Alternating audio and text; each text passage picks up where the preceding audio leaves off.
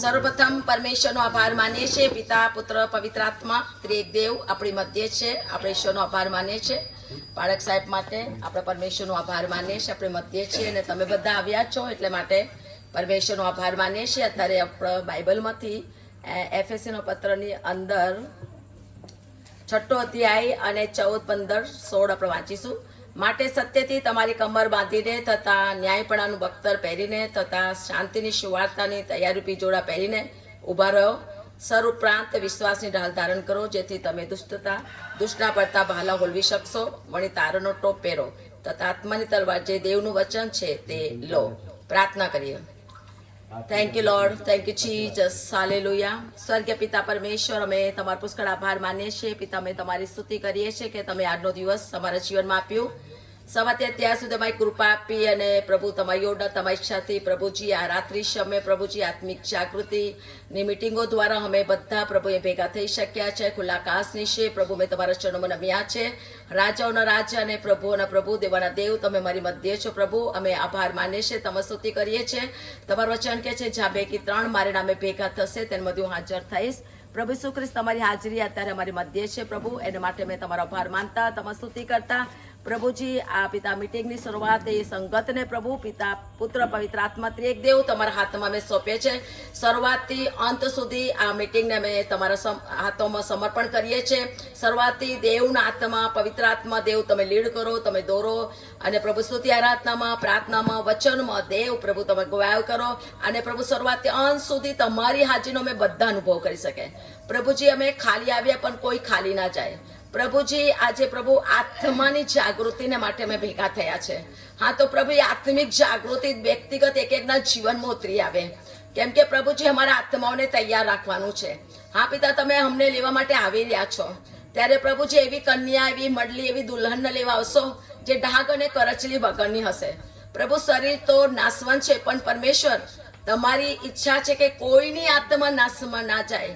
એને માટે ચર્ચ તરફથી જે આયોજન કરવામાં આવ્યું છે કે સોસાયટી આત્મિક જાગૃતિની મિટિંગો કરવામાં આવે તાકી પ્રભુ દરેક વ્યક્તિ આત્મામાં જાગૃત બને.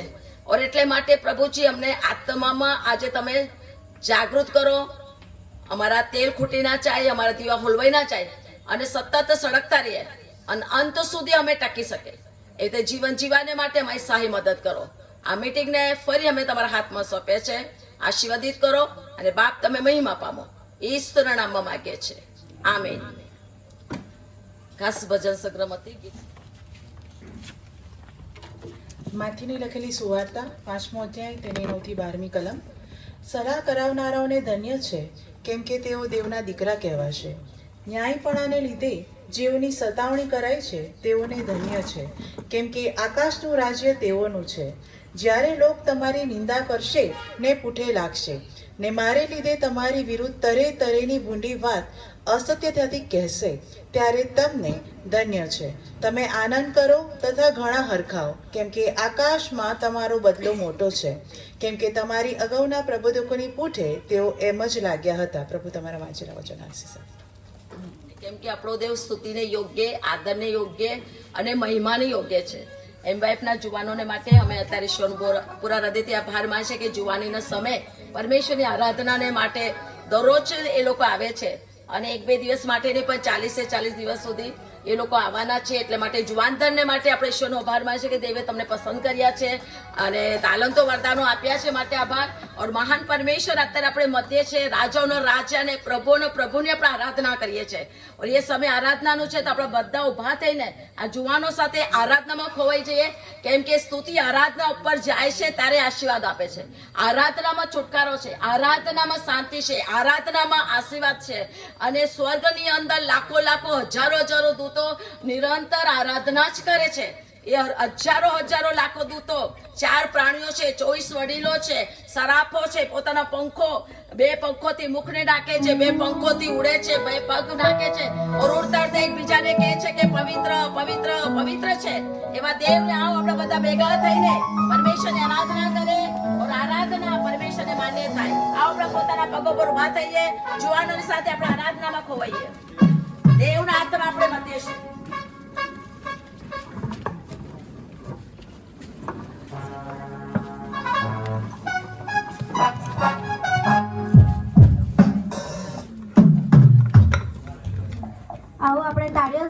પ્રભુની સ્તુતિ આરાધના કરીએ. રાજાઓ કા રાજાએ એ સોંગમાં આપણે સર્વ તાળીઓ સહિત પ્રભુની સ્તુતિ આરાધના કરીએ.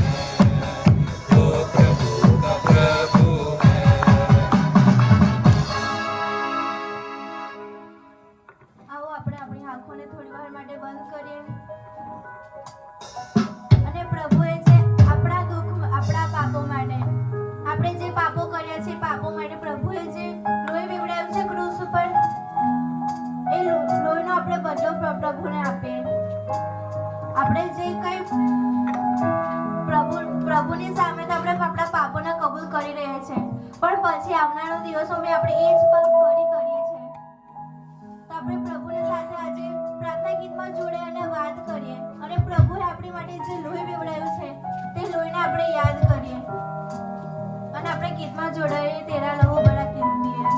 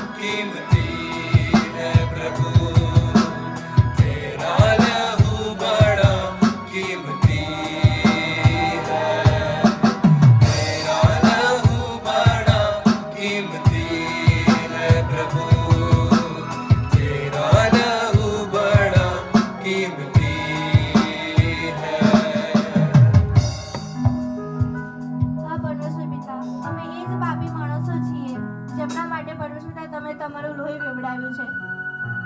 પરમેશ્વર પિતા, તમારું જે કિંમતી રક્ત તમે ક્રૂસ ઉપર વેવડાવ્યું છે, તે રક્તનો બદલો કરવા અમે તો યોગ્ય નથી, તો પણ તમે અમને માફ કર્યા છે અને તમે અમને અમારો હાથ પરમેશ્વર તમે કદી છોડી નથી દીધો. તમે અમારી સાથે ને પાસે રહ્યા છો અને પરમેશ્વર અમને એ પણ ખાતરી છે કે આવનાર દિવસમાં તમે બી અમારી સાથે અને પાસે રહેવાના છો.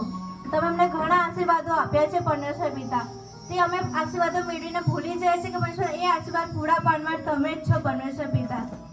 તો પરમેશ્વર પિતા, તે આશીર્વાદો અત્યારે અમે યાદ કરીએ છીએ અને તમારી પાસે પરમેશ્વર માગી લઈએ છીએ કે જાણતા અજાણતા અમારથી જે કંઈ પાપ થઈ ચૂક્યા છે તે ફરી અમે ના કરી બેસીએ. પણ પરમેશ્વર પિતા, અમે તમારા જ માર્ગમાં ચાલનારા માણસો બની હું તમારી પાસે માંગી લઈએ છીએ પરમેશ્વર પિતા. અમે અહીંયા આગળ તો ખાલી હાથે આવ્યા હતા, પણ પરમેશ્વર પિતા તમારા વચનો અમે અમારા જીવનમાં ઉતારીને જઈએ, કંઈક પરમેશ્વર પિતા સારું શીખીને જેવું તમારી પાસે માંગી લઈએ છીએ. અત્યારે અમે તમારી પાસે માંગી લઈએ છીએ તમારા સેવક જે અમારી મધ્ય પરમેશ્વર તમારું વચન લાવવાના છે, તે પરમેશ્વર પિતા તેમના મુખેથી પરમેશ્વર તમે અમારી સાથે વાત કરો અને પરમેશ્વર પિતા તેમના હોઠેથી પરમેશ્વર જે કંઈ વચનો અમારા કાન સુધી પહોંચે તે પરમેશ્વર અમે અમારા જીવનમાં ઉતારીએ અને તે અમે ભૂલી જનારા માણસો ના બની એવું તમારી પાસે માંગી લઈએ છીએ. આગળનો સમય પરમેશ્વર અમે તમારા હાથમાં સોંપીએ છીએ. આ ટૂંકીને નમ્ર વિનંતી સાંભળો તથા માન્ય કરો. આમેન. કારભારી ભાઈઓ બહેનો પણ તમે હાજર હો છો અને ફર્સ્ટ એડ કમિટીના સભાસદો તમે પણ આવો છો. અશ્વિનભાઈ ને આશીષભાઈ ને એલિઝાબેથબેન અને આશીર્વાદ અંકલને હું નિહાળું જોઉં છું કાયમ તેઓ આગળ દૂર દૂરથી બીજા ઘણા બધા આવો છો. છેક નવા ફળિયામાંથી વર્ષાબેન ને બધા તમે આવો છો. તમને બધાને જોઈને આનંદ થાય છે. તમે આ મિટિંગમાં નિયમિત આવો છો અને આજે પણ આ મિટિંગમાં છો. તમારો આવકાર કરીએ છીએ, તમારો આભાર માનીએ છીએ અને ખાસ કરીને આપણા મુખ્ય પાળક સાહેબ જેઓ આજે ત્રાણજા લિંબાસીની લેન્ડ સિઝનની આત્મિક જાગૃતિ માસની 8મી મિટિંગમાં તેઓ ભાગ લેવાને માટે ગયા છે. શ્રીમતી જ્યોત્સનાબેને પણ તેમની સાથે છે. તેઓએ બંને આપણ બધાને સલામી પાઠવી છે, શુભેચ્છા પાઠવી છે, એ તમે બધા જાણશો. અને અત્યારે આપણે પ્રભુના વચનોમાં જઈશું અને લેન્ડ સિઝનમાં આપણને જે વિષયો આપવામાં આવ્યા છે અને એ વિષયોમાં જે ધન્ય વચનો અત્યાર સુધી આપણે જોઈ ગયા અને 7 ધન્ય વચનો જોઈ અને આજે 8મા ધન્ય વચન તરફ આપણે જઈ રહ્યા છીએ. અને 7મું જે ધન્ય વચન હતું અને 8મું જે ધન્ય વચન છે બંને વચ્ચે થોડો વિરોધાભાસ દેખાય છે અને એટલા માટે મેં 9મી કલમથી 10મી 11મી 12મી કલમ સુધી શાસ્ત્રભાગ વંચાવ્યો અને 9મી કલમમાં લખવામાં આવીશ તે પ્રમાણે સલાહ કરાવનારાને ધન્ય છે કેમ કે તેઓ દેવના દીકરા કહેવાશે. અને 10મી કલમમાં ન્યાયપણાને લીધે જેઓની સતાવણી કરાય છે તેઓને ધન્ય છે કેમ કે આકાશનું રાજ્ય તેઓનું છે. એ બંને વચ્ચે વિરોધાભાસ લાગે છે અને એ જે વિરોધાભાસ છે એ તો હું તમને કહીશ કે જ્યારે સલાહ કરાવનારા જે પ્રભુના સેવકો છે, સંતો છે અથવા પ્રભુના દીકરા દીકરીઓ છે અને એ પ્રકારની જે પ્રકારની સેવાઓ છે એ સેવાઓ કરતાં ઘણી બધી પ્રકારની તકલીફો તેઓ વેઠે છે અને સતાવણીઓમાંથી પણ પસાર થાય છે અને ઘણી બધી પરિસ્થિતિઓ હોય છે. અને એવા લોકો કે જેઓ વિરોધ કરે છે, નિંદા કરે છે, બદનામી પણ કરે છે, એવી સતાવણી અને એ બે વચ્ચેની જે આખી જે બાબત સમાધાન કરવાની જે અર્થ પદ્ધતિ છે એ વચ્ચેનો સંઘર્ષ હોય છે. અને એ બંને બાબતો જાણે કે સલાહ કરાવનારાઓ ને ત્યાર પછી અહીં લખ્યું છે તે પ્રમાણે ન્યાયપણાને લીધે જેઓની સતાવણી કરાય છે તેઓને ધન્ય છે. પણ જે બધી ધન્ય વચનો તમે આપણે જોઈએ 8મું ધન્ય વચન જોઈ રહ્યા છે પણ અત્યાર સુધીના 7 ધન્ય વચનમાં વધારે ખુલાસા પ્રભુ ઈસુએ આપ્યા નથી અને આ 8મા ધન્ય વચનમાં પ્રભુએ થોડો ખુલાસો પણ આપ્યો. એટલે 10મી કલમ અને ત્યાર પછી 11મી કલમ અને 12મી કલમ એ ત્રણેય કલમોની અંદર એ ખુલાસો આપણે જોવા મળ્યો છે. યાની કે 11મી કલમમાં 10મી કલમમાં તો ધન્ય કહેવામાં આવ્યા છે અને એવા લોકો આશીર્વાદિત છે પણ 11મી કલમમાં એની સમજ આપી છે અને એ જે સમજ આપી છે એ સતાવણી કરનારાઓ કે જેઓ લોકો જે પ્રકારના લોકો છે તે નિંદા કરે છે, પૂંઠે લાગે છે અને તરેની ભૂંડી વાત અસત્યતાથી કહેશે. એ જે મહત્વની બાબતો એ ખુલાસો જાણે કે 11મી કલમમાં આપ્યો છે અને ત્યાર પછી જો તમે 12મી કલમ વાંચો તો 12મી કલમમાં પ્રભુ ઈસુએ એનો પ્રત્યાઘાત આપ્યો છે. આપણે કેવો પ્રત્યાઘાત, એ સતાવણી પામનારા લોકો કેવો પ્રત્યાઘાત આપે એ 12મી કલમમાં આપ્યો છે. આનંદ કરો, ખુશ થાઓ, અને એવી બધી પરિસ્થિતિઓ, કારણ કે આપણે ત્યાં લખ્યું છે તે પ્રમાણે, કારણ કે પ્રભુએ આકાશમાં આપણો બદલો મોટો આપ્યો છે, આપણને આશીર્વાદ આપ્યો છે, અને એટલા માટે આપણે હરખાઈએ, આનંદ કરીએ અને પ્રભુના એ આશીર્વાદો મેળવીએ. અને એટલા માટે આ જે બાબત, સતાવણીની જે બાબતો આપવામાં આવી છે એના 3 કલમની અંદર જાણે કે ખુલાસો આપવામાં આવ્યો છે, એની અલગ અલગ સમજ પણ આપવામાં આવી છે. અને એ બધી બાબતો જ્યારે આપણે નિહાળીએ છીએ ત્યારે હું તમારી આગળ જે બાબતો જણાવવા માંગુ છું એ તો એ જ કે આપણે જ્યારે આ પરિસ્થિતિમાંથી પસાર થઈએ છીએ, સતાવણીની પરિસ્થિતિમાંથી પસાર થઈએ છીએ, ત્યારે તો આપણા જીવનમાં એ પ્રકારની સ્થિતિમાં નિરાશા, હતાશા કે કોઈ પ્રકારનું દુઃખ કે ઉદાસપણું અથવા તો નાખુશપણું અથવા તો ઘણીવાર આપણે દાંતિયા કરી જઈએ અથવા તો ઘણી બધી બાબતો એમ કહી શકીએ, એવું જો આપણે કરીએ છીએ તો આપણે સાચા ઈશ્વરના આશીર્વાદોથી વંચિત રહી જઈએ છીએ. સતાવણી એવા લોકોની જ થાય છે કે જેઓ પ્રભુ પર વિશ્વાસ કરે છે અને પ્રભુ ઈસુ જેવું જીવન જીવવા માટે, ન્યાય અને સત્ય જીવન જીવવા માટે પ્રયત્ન કરે છે. સતાવણી એવા લોકોની થાય છે કે જેઓ પ્રભુ ઈસુ જે પ્રકારે જીવન જીવ્યા અને જે પ્રકારે તેમણે સમાજમાં અને એ સમયના લોકોને આગળ તેમણે જે સત્ય બાબતો ઉચ્ચારી, ન્યાયને માટે ઊભા રહ્યા અને એ જે આખી સ્થિતિ હતી એવું જેવો કરે છે અને એ પ્રકારે જેવો ચાલે છે, એ દરેકની સતાવણી થાય છે. અને કે યોહાનની સુવાર્તામાં લખવામાં આવે છે તે પ્રમાણે એવા લોકો જગત તમારો દ્વેષ કરશે જો તમે મારી સાથે રહેશો, મારા માર્ગમાં ચાલશો અને મને પસંદ પડે તેવું જીવન જીવશો. પ્રભુ કહેશે કે તો જગત તમારો દ્વેષ કરશે. અને પ્રભુ ઈસુનો વિરોધ પુષ્કળ કરવામાં આવ્યો. એ સમયના આગેવાનોએ કર્યો, એ સમયના અલગ અલગ પંથોના લોકોએ કર્યો, અને બહુ મોટી ટોળીઓ એ સમયે પ્રભુ ઈસુ વજસ્તંભ પર ગયા ત્યારે ઘણા બધા લોકો એ પેલા આગેવાનોની સાથે થઈ ગયા અને બધા લોકોએ પ્રભુ ઈસુનો પુષ્કળ વિરોધ કર્યો હતો. ખાસ તો ધાર્મિક લોકોએ, આગેવાન લોકોએ, જે સમાજના સૌથી ઉપલા વર્ગના લોકો હતા એવા લોકોએ, કારણ કે એ પ્રકારના લોકો કે જેઓ સત્ય જીવન જીવતા નહોતા, ભોંડું જીવન જીવતા હતા, અને એ પ્રકારનું જે ધાર્મિક, જાણે કે એક પ્રકારનું પહેરણ પહેરેલા લોકો, ધાર્મિક જીવન જીવનારા લોકો, પણ આત્મિક જીવનમાં કાંઈ નહોતું અને પાપમાં હતા. અને એટલા માટે પ્રભુ ઈસુ તેઓને ખુલ્લા પાડતા હતા. પ્રભુ ઈસુએ તેઓને જાણે કે ન્યાયની અને સત્ય બાબતો તેમની આગળ કહેતા હતા, અને એ લોકો સ્વીકારતા નહોતા. એમને સમાજમાં એ ઉઘાડા પડતા હતા, ખુલ્લા પડતા હતા, અને એટલા માટે પ્રભુ ઈસુનો બહુ મોટો વિરોધ તેમણે કર્યો. પણ સૌથી મહત્વની બાબત એ હતી કે પ્રભુ ઈસુને કાંઈ એની અસર નહોતી. યાની કે એ જે આખી જે સ્થિતિમાંથી પ્રભુ ઈસુ પસાર થતા હતા એમાં પ્રભુ ઈસુને તો કોઈ અસર થતી નહોતી, અને એ પોતાના કાર્યમાં, પોતાના જીવનમાં અને પોતાના શિક્ષણમાં અને ઉદ્દેશમાં તે આગળ વધતા હતા. અને એ જે આખી બાબતો પ્રભુ ઈસુ કહે છે કે એવા સતાવનારાઓને ધન્ય છે, એવી સતાવણી પામેલાઓને ધન્ય છે, કારણ કે આકાશનું રાજ્ય એટલે મંડળીનું રાજ્ય, અથવા તો ઈશ્વરે જે રાજ્ય બાંધ્યું છે એ મંડળીના રાજ્ય, આકાશમાં પણ એ મંડળીનું રાજ્ય છે અને મંડળી પણ આકાશમાં છે, પ્રભુની સાથે છે, અને એ રાજ્ય તેઓનું છે. અને એટલા માટે એવા લોકો જેઓ સતાવણી પામેલા છે તેઓ આશીર્વાદિત થાય છે. ઘણી બધી બાબતો હું વિચારતો હતો, શીખતો હતો, અને માર્થીની સુવાર્તા, પ્રેરિતોના કૃત્ય તેનો 5મો અધ્યાયને 40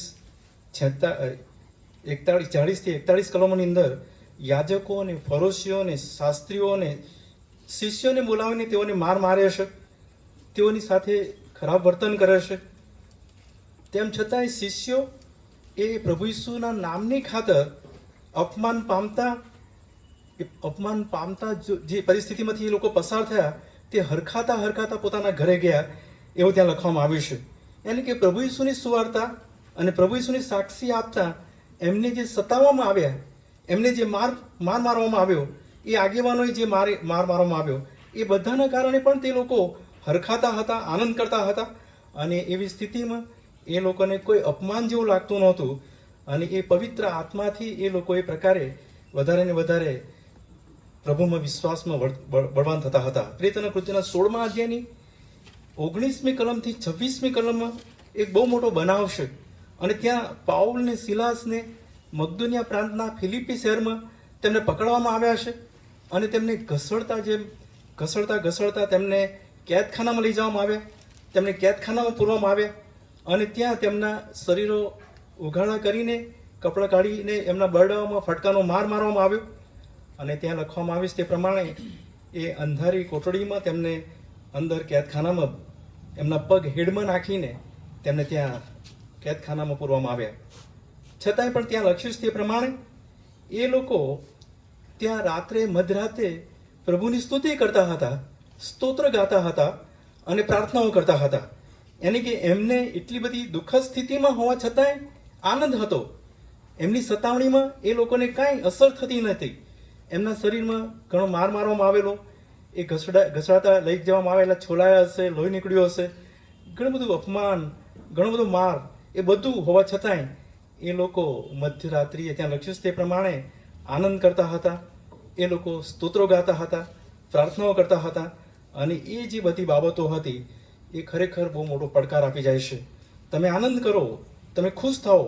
યાદ રાખો, આપણે અવિશ્વાસીઓને જેમ વેર લેતા નથી, આપણે બાળકોની જેમ ઉદાસ થઈ જતા નથી, અથવા તો આપણે નાખુશ થઈને દાંતિયાઓ કરતા નથી, પણ ઈશ્વરે આપણને જે તેના માર્ગમાં ચાલવાને માટે, ન્યાયી જીવન જીવવાને માટે, સત્યમાં જીવન જીવવાને માટે આપણને જે તેમના તરફનો જે આશીર્વાદ મળ્યો છે, એ આશીર્વાદના કારણે આપણે સત્યની સામે ઊભા રહીએ છીએ, ન્યાયની સામે આપણે બોલીએ છીએ, ન્યાય મેળવવાને બોલીએ છીએ.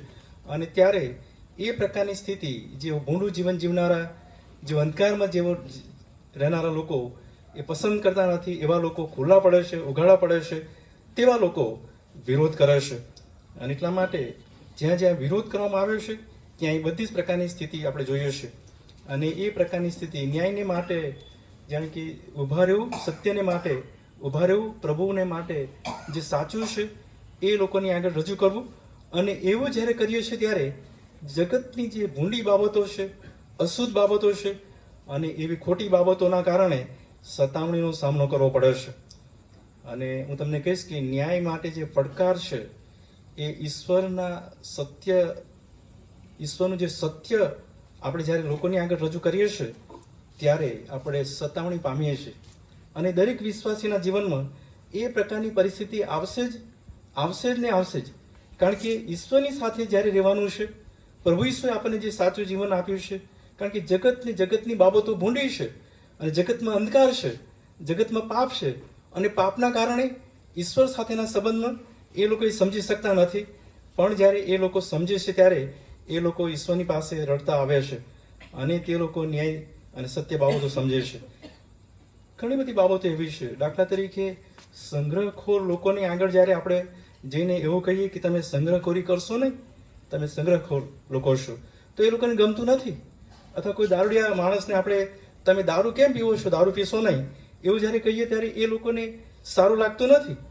અને ભૂંડું કામ કરનારાઓને આપણે જ્યારે કહીએ ત્યારે એ લોકોને સારું લાગતું નથી. એ લોકો તરત વિરોધ કરે છે, તરત જ આપણી નિંદા કરે છે, તરત આપણું અપમાન કરે છે અને એવું ઘણું બધું થાય છે. જો તમે તારણ પામો છો, નવો જન્મ પામો છો, શરૂઆતના એ તબક્કામાં ઘણા બધા પ્રકારની પરિસ્થિતિઓ આવે છે. આજુબાજુના ઘણા બધા લોકો આપણું અપમાન કરતા હોય, આપણી મજાક મસ્કરીઓ કરતા હોય, આપણા વિશે ગમે તેમ બોલતા હોય અને એ લોકોને ખબર છે કે આ વ્યક્તિ આ પ્રકારનો હતો, આવું જીવન જીવતો હતો, અથવા હવે વ્યસનો હતા, હવે પાછો ભગત થઈ ગયો છે, હવે સારું જીવન જીવવા પ્રયત્ન કરી રહ્યો છે. એ લોકો એ બધું યાદ રાખે છે અને એ બધી પરિસ્થિતિઓ જાણે કહેતા હોય ત્યારે એ પ્રકારની જે સ્થિતિ આવે છે, એ પ્રકારની પરિસ્થિતિઓ બને છે ત્યારે આપણા જીવનમાં ખરેખર એ સતાવણીનો જાણે કે માહોલ લાગે. લોકો જ્યારે આપણી મસ્કરીઓ કરે, મજાક કરે, આપણું અપમાન કરે અને આપણી પીઠ પાછળ ને આપણી આગળ પાછળ નિંદાઓ કરે ત્યારે આપણને ખરેખર એ દુઃખ થાય. પણ એ સમયે આનંદ કરવાની બાબત છે, હર્ખ કરવાની બાબત છે અને એ સમય એ પ્રભુ ઈસુમાં આશીર્વાદ મેળવવાની બાબત છે. એવા લોકો આકાશના રાજ્યના ભાગીદાર બને છે. તમે યોહાન બાપ્તિસ્મા કે જે સત્યની સામું હેરોદ રાજા જેવો રાજાની આગળ જઈને એણે એ પ્રમાણે કીધું કે તે તારા ભાઈની પત્નીને ત્યાં રાખી છે, એની સાથે તારો સંબંધ છે. એ જ્યારે એ સત્ય બાબત જ્યારે એને કીધી ત્યારે એને કેદખાનામાં પૂરવામાં આવ્યો અને એનો બહુ મોટો વિરોધ કરવામાં આવ્યો. અને છેવટે તેને મારી નાખવામાં આવ્યો. આપણે જાણીએ છીએ એવા ઘણા બધા દાખલા બાઇબલમાં છે. અને એ જે પ્રકારની પરિસ્થિતિઓ આવે છે એ સત્યની સામું ઊભા રહેવાને માટે. અને મને યાદ છે એ પ્રમાણે ગાંધીજીનું પુસ્તક પેલું હું વાંચતો હતો, અને ગાંધીજી એ દક્ષિણ આફ્રિકાની અંદર જ્યાં વકીલ તરીકે તેઓ સેવાઓ કરતા હતા, અને ત્યાં પ્રથમવાર જ્યારે કોઈક એક સ્થળેથી બીજા સ્થળે ટ્રેનમાં જઈ રહ્યા હતા, ફર્સ્ટ ક્લાસની તેમણે ટિકિટ લીધી હતી, અને એ ભારતીય હતા, અને ત્યાં જાતિવાદનો જે ત્યાં ચાલે છે ત્યાં એ પ્રકારની, અને એમાં તેઓ સામનો કરી રહ્યા હતા. અને ફર્સ્ટ ક્લાસના એ ડબ્બામાંથી તેમને નીચે ઉતારી દેવામાં આવેલા, બળજબરી તેમની પર કરવામાં આવેલી, અને ત્યાંથી એ શીખતા ગયા અન્યની સામું કેવી રીતે લડવું. ગિરી પ્રવચનમાંથી તેમણે શીખ્યા, અહિંસક લડત તેમણે શરૂ કરી, શાંતિપૂર્વક લડવાને માટે તેઓ શીખ્યા. ભારતમાં જ્યારે પાછા આવ્યા ત્યારે ખેડૂતોને મજૂરો માટે તેમણે બહુ મોટી લડત ચડાવી. ચંપારણ સત્યાગ્રહ 1957માં તેમણે ખેડૂતોને માટે, ખેડૂતોના શોષણને માટે, બિહારના ખેડૂતોને માટે ન્યાય મેળવવાને માટે એમણે સત્ય, સાચી બાબતો મેળવવાને એમણે એ વાતો કરી અને આંદોલનો કર્યા, અને તેઓ અંગ્રેજો સામે સફળ થયા. અને ત્યાર પછી પણ ઘણી બધી બાબતો એવી છે કે તેમણે સત્યને માટે અહિંસક લડત આપણા દેશમાં કરી. હું તમને કહીશ કે દાનિયેલ પ્રબોધક જે ઈશ્વર ભક્ત હતો, એના જે રાજાએ તેને ઉચ્ચ પદવી પર લઈ જવાનું વિચાર્યું, ત્યારે એના સાથીદારો, સુબાઓ, સરસુબાઓ, મંત્રીઓ, અધિકારીઓ, એ બધાને એ ગમતું, એ સારું લાગતું નહોતું. અને એટલા માટે એ પ્રકારના અધિકારી લોકોએ કાવતરું રચ્યું અને રાજાને જાણે કે એ પ્રકારની ચડામણી કરીને 30 દિવસ સુધી રાજાને ભજવું, અને એ આખી બાબતો ત્યાં બનાવી. અને કાયદો એવો બનાવ્યો કે સિંહોના બિલમાં તેને નાખવામાં આવે જે રાજાને ભજે નહીં તે. પણ દાનિયેલને કાંઈ એની અસર થઈ નહોતી, કારણ કે તે યહોવા દેવનો ભક્ત હતો. એણે વધારે એ સમયે પ્રાર્થના કરવાનું ચાલુ કર્યું. દિવસમાં 3 વાર પ્રાર્થના કરતો હતો, એ પ્રમાણે પ્રાર્થના કરતો હતો અને એ પ્રમાણે રહેતો હતો. અને એટલા માટે ત્યાં લખવામાં આવ્યું તે પ્રમાણે તેને એ પરિસ્થિતિમાં પકડવામાં આવ્યો, સિંહોના બિલમાં નાખવામાં આવ્યો. પ્રભુએ તેને બચાવ્યો, પણ સત્યની સામું ન્યાયને માટે પ્રભુની સાથે રહ્યા, અને પ્રભુએ તેને બચાવ્યો. અને એ બાબત આપણે વાંચીએ છીએ. બીજું એક પાત્ર એસ્તરનું મને યાદ આવ્યો છે. જૂના કરારમાં એસ્તર જે મોર્દખાઈની ભત્રીજી હતી, મોર્દખાઈ એનો કાકા થતા હતા, અને અહાસ્વેરુસ રાજાની એ રાણી બની. અને એ જે પર્શિયન રાજાની રાણી બન્યા પછી જે યહૂદી રાજાનો જે એક મોટો મંત્રી હતો, એક પ્રધાન હતો, હમાસ, જે યહૂદી લોકોનો બહુ વિરોધી હતો, એણે બહુ મોટું કાવતરું બનાવેલું. અને એ કાવતરામાં યહૂદી લોકોને બધાને મારી નાખવાની મંજૂરી તેણે મેળવી હતી. અને એ જે સ્થિતિમાં મોર્દખાએ જાણે કે એસ્તરને મહેલમાં એ સમાચાર મોકલ્યા, અને ત્યાં મહેલમાં તું સુરક્ષિત છે એમ તું તારી જાતને ધારીશ નહીં, તારા મનમાં તું એવું માનીશ નહીં, અને તું ને તારો પરિવાર પણ નાશ પામશે, અને આપણે બધા નાશ પામીશું, અને તને એટલા માટે જ ત્યાં મૂકવામાં આવી છે કે તું રાજાની રાણી બન. અને એણે 3 દિવસના ઉપવાસનો ઢંઢેરો ફીટાવડાવ્યો, અને બધાએ 3 દિવસનો ઉપવાસને પ્રાર્થનાઓ કરી, અને સત્યને માટે રાજાની સામું એ ઊભી રહી. અને એ જે હિંમત કરી છે, એણે જે સત્યને માટે, ન્યાયને માટે, અથવા પોતાના લોકોને માટે એ જે સામનો તેણે કર્યો છે, એ ખરેખર બહુ મોટી બાબત છે. હું તમને કહીશ કે સત્ય અને ન્યાય માટે જે અવાજ ઉઠાવવો એ ખ્રિસ્તી વિશ્વાસી વ્યક્તિઓની ખાસ અગત્યની બાબતો છે. ઈશ્વર ન્યાયી લોકોને મદદ કરે છે. દુશ્મનો કેવળ કાયદા રચી શકે ખરા, પણ સત્ય અને ન્યાયનો જ વિજય થાય છે. અને એવા ઘણા બધા લોકો કે જેઓ સત્યના માર્ગમાં ચાલ્યા અને ન્યાયથી જીવન જીવ્યા, અને પ્રભુએ તેઓને સફળ કર્યા. અને એટલા માટે પ્રભુનું વચન કહે છે, ન્યાયપણાને લીધે જેઓની સતાવણી કરાય છે તેઓને ધન્ય છે, કેમ કે આકાશનું રાજ્ય તેઓનું છે. અને હું તમને કહીશ કે આકાશનું રાજ્ય તેઓનું છે એવું શરૂઆતના ધન્ય વચનમાં છે, 3જી કલમ, આત્મામાં જેઓ રાખશે તેઓને ધન્ય છે, કેમ કે આકાશનું રાજ્ય તેઓનું છે ત્યાં. અને આ છેલ્લી 8મે ધન્ય વચનમાં ત્યાં પણ આકાશનું રાજ્ય તેઓનું છે. અને બાળકોને પ્રભુ કહેશે કે બાળકોને મારી પાસે લાવો, કારણ કે બાળકો એ દેવના પસંદ કરેલા અને એ આકાશના રાજ્યના ભાગીદાર છે. બાળકો માટે પણ ત્યાં એવું કહેવામાં આવ્યું છે. અને એ જે બધી બાબતો આપણે વાંચીએ છીએ એનો અર્થ એવો થાય છે કે જે લોકો ઈશ્વરની સાથે રહેશે, ઈશ્વરની સાથે ચાલે છે, ઈશ્વરને પસંદ પડે તેવું જીવન જીવે છે, અને ગમે તેવી સ્થિતિમાં પણ તેઓ ચાલે છે, ત્યારે પ્રભુ તેઓને આશીર્વાદ આપે છે પ્રભુ તેઓને સફળ કરે છે અને પ્રભુ તેઓને આશીર્વાદ આપીને તેમના જીવનનો ન્યાયથી વધારે મજબૂત કરે છે. છેલ્લે હું તમારે આગળ જે બાબતો જણાવવા માંગુ છું એ તો નવા કરારની અંદર સંત પિત્તરનો પહેલો પત્ર અને તેનો શરૂઆતની જે કલમો છે એ કલમો 5મી કલમ પછી ત્યાં પ્રભુનું વચન તે આ પ્રમાણે છે. હું તમારે આગળ એ કલમો વાંચીશ અને એ કલમોમાં જે બાબત લખવામાં આવી છે, સંત પિત્તર જે બાબતો જણાવવા માંગે છે એ આ પ્રમાણે છે. સંત પિત્તર જે ખ્રિસ્તી જીવનના જે પગથિયા ગણાય અથવા ખ્રિસ્તી જીવનની જે આખી રહેણીકરણીની જે બાબતો છે, વિશ્વાસની જે બાબતો છે, સંત પિત્તરનો બીજો પત્ર તેનો પહેલો અધ્યાય અને તેની 4થી કલમ પછી તેનાથી તેણે આપણને મૂલ્યવાન તથા અતિશય મોટા વચનો આપ્યા છે, જેથી તેઓ દ્વારા જગતમાંની જે દુર્વાસનાથી દુષ્ટતા થાય છે તેથી છૂટીને ઈશ્વરી સ્વભાવના ભાગીદાર તમે થાઓ. ઈશ્વરના વચનોમાં અને પ્રાર્થનામાં રહેવાથી ઈશ્વર જેવા સ્વભાવના આપણે બનીએ છીએ. અને એ 5મી કલમ પછી ત્યાં એ પ્રમાણે છે, એ જ કારણ માટે સંપૂર્ણ પરિશ્રમ કરીને તમે પોતાના વિશ્વાસની સાથે ચારિત્ર ને ચારિત્રની સાથે જ્ઞાન ને જ્ઞાનની સાથે સંયમ ને સંયમની સાથે ધીરજ ને ધીરજની સાથે ભક્તિભાવ ને ભક્તિભાવની સાથે બંધુપ્રીતિ ને બંધુપ્રીતિની સાથે પ્રેમ જોડી દો. અને આ જે બધા શબ્દો આગળ લખવામાં આવ્યા છે એ વિશ્વાસી વ્યક્તિને માટે બહુ અગત્યના શબ્દો બની જાય છે. વિશ્વાસી વ્યક્તિનું ચારિત્ર બને છે, એક સારો વ્યક્તિ તે બને છે. ચારિત્રમાં તે ઈશ્વરીય જ્ઞાન પ્રાપ્ત કરતો જાય છે. દરરોજ પ્રભુની સંગત કરવાથી તેને ઈશ્વરીય જ્ઞાન વધારે મેળવે છે. અને એ જ્યારે ઈશ્વરીય જ્ઞાન પ્રાપ્ત કરે છે અને એ જે પ્રકારની સ્થિતિમાંથી એ આગળ વધે છે ત્યારે સંયમ એના જીવનમાં આવે છે. ત્યાંથી યાની કે ખ્રિસ્તી જીવનનું આ જે ત્રીજું પગથિયું છે સંયમ, એ એકબીજાનું સહન કરવું, સંયમિત જીવન જીવવું અને ધીરજથી જાણે કે આગળ લખ્યું છે તે પ્રમાણે એ ચારિત્રની સાથે જ્ઞાન, જ્ઞાનની સાથે સંયમ, સંયમની સાથે ધીરજ, ધીરજ એની જે આગળ જે પગથિયા છે થોડા હાર્ડ છે, પણ એ જે પ્રકારની જે સ્થિતિ પ્રભુની સાથે રહેવામાં આવે છે એ વ્યક્તિ એ ઘડાતો જાય છે અને મજબૂત થતો જાય છે. એના જીવનમાં વધારે મજબૂતાઈ હાંસલ કરીને યાની કે ઈશ્વરની સાથે ચાલવાને માટે એ વધારે મક્કમ અને દ્રઢ બન્યા છે. અને એવો વ્યક્તિ ગમે તેવી સ્થિતિની સામે એ ઊભો રહી શકે છે, ગમે તેવી પરિસ્થિતિની સામે એ લડી શકે છે. એને આવતી આફતોમાં પણ તે હારી જતો નથી, નિરાશ થતો નથી, થાકી જતો નથી, પણ વધારે ને વધારે મજબૂત બનતો જાય છે. અને એ જે બાબતો છે સંયમથી આગળ ધીરજને, ધીરજથી ભક્તિભાવ ને વિશ્વાસ, એ જે બાબતોમાં આપણે આગળ વધીએ અને એ સ્થિતિમાં ન્યાયપણામાં આપણે ગમે તેવી પરિસ્થિતિ લખવામાં આવી છે તે પ્રમાણે ભલે ને આપણા સતાવણીના સમયમાંથી પસાર થઈએ, સતાવણી આપણા જીવનમાં આવે, ગમે તે એ પરિસ્થિતિમાં આપણે પ્રભુની આગળ ઊભા રહી શકીએ છીએ.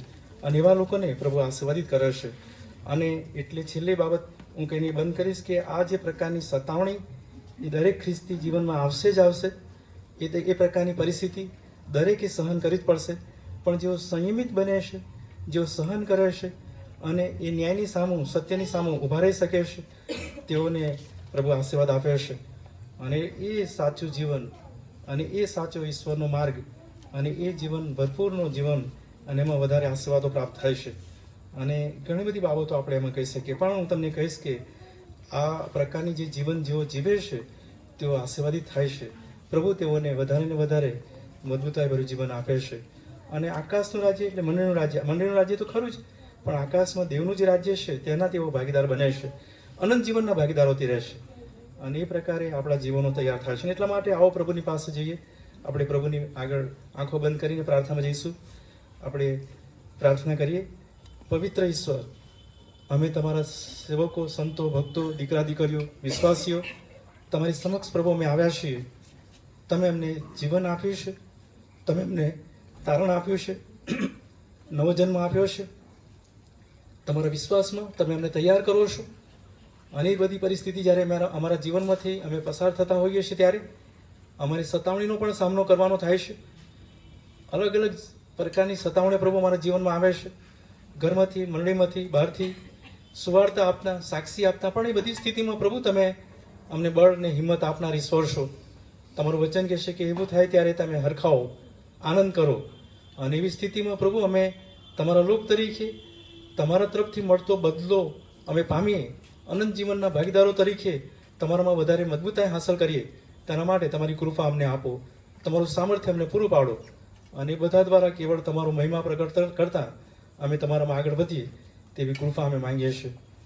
અહીંયા બેઠેલા પ્રભુ, તમારા દીકરા દીકરીઓના જીવનોને તમે આશીર્વાદિત કરો, તેમના વિશ્વાસને તમે વધારે મજબૂત કરો, અને એ બધા તમારામાં વધારે આશીર્વાદિત થઈને તેમના દૈનિક જીવનમાં, રૂટીન જીવનમાં તમારા માર્ગોમાં ચાલીને સત્ય સામુ ન્યાયને માટે ઊભા રહી શકે તેના માટે તમારી કૃપા આપજો તેવી વિનંતી પ્રભુ અમે કરીએ છીએ. જગતની જે ભૂંડી બાબતો છે, અશુદ્ધ બાબતો છે, જૂઠી બાબતો છે, અનૈતિક બાબતો છે, તેનું સામું પ્રભુ અમે અવાજ ઉઠાવનારા બની, એની સામું પ્રભુ અમે ઊભા રહેનારા લોક બની, એના માટે તમે હિંમત, બળને સામર્થ્ય આપો તેવી પણ અમે પ્રાર્થના કરીએ છીએ. અમે બધા તમારા હાથોમાં સોંપાતા અમારી આ પ્રાર્થના મુક્તિદાતા પ્રભુ ઈસુમાં તમે સાંભળો અને માન્ય કરો. આમીન.